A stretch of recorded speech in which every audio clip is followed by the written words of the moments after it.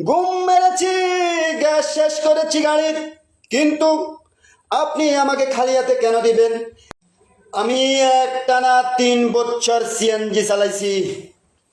হঠাৎ একদিন আমি চন্দ্রগঞ্জ বাজারে সন্ধ্যার পরে গিয়েছিলাম। চন্দ্রগঞ্জের হাঁড়ি থানার এক পুলিশ আমার গাড়িতে বসে আমাকে বলল, চলো। আমি বললাম, কোথায়? বলল, থানাতে। কেন? তোমাকে পেট্রোল ডিউটি করতে হবে। ঠিক আছে, আমি আপনার সাথে গেলাম, পেট্রোল ডিউটি করব, চলুন। গেলাম তার সাথে থানাতে। রাত 10টার সময় তাদের 4-5জনকে নিয়ে আমি বের হলাম পেট্রোল ডিউটির জন্য।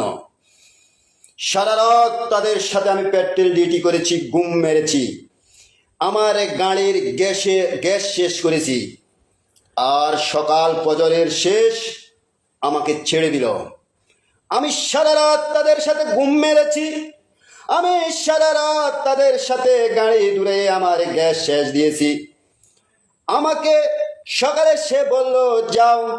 তো স্যার, আমি সারা রাত আপনার সাথে ডিউটি করেছি, ঘুম মেরেছি, গ্যাস শেষ করেছি গাড়ির, কিন্তু আপনি আমাকে খালি হাতে কেন দিবেন? এখন আজকের দিনটাও তো আমার বেকা যায়। আমার সংসারে ছেলে মেয়ে আছে, তাদের মুখের আহার নেওয়ার জন্য আমাকে এই গাড়ি চালাতে হয়। আজকে তো আমার গাড়ি চালানো হবে না, আমি কি ঘুম যাব না গাড়ি চালাবো? আপনি বিচার করুন, আমাকে কিছু টাকা দেন, আমার মজুরি দেন। আমি সারা রাত যে আপনার সাথে পেট্রোল ডিউটি করেছি, আমার মজুরি দেন। আমাকে সে বলল, কিসের টাকা? আমাকে বলল সে, কিসের টাকা রে ও পুলিশ ভাই? তোমাকে তো সরকার বলে নাই মানুষকে এনে পেট্রোল ডিউটি করাইয়ে খালি হাতে ছেড়ে দেওয়ার। পেট্রোল ডিউটি করেছি, আমি সরকারি কাজ করেছি, আমি সরকারি চাকরি করেছি 1 রাতের জন্য।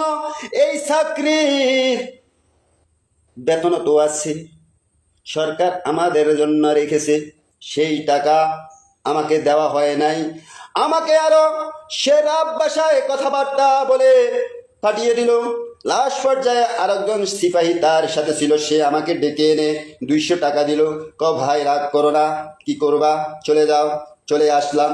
তো ভাই, সব পুলিশ এক না, সব পুলিশ এক না রে ভাই, কিছু কিছু পুলিশ ভালো আছে। আমি সব পুলিশ খারাপ সেটা বলতেছি না, খারাপ আছে, ভালো আছে।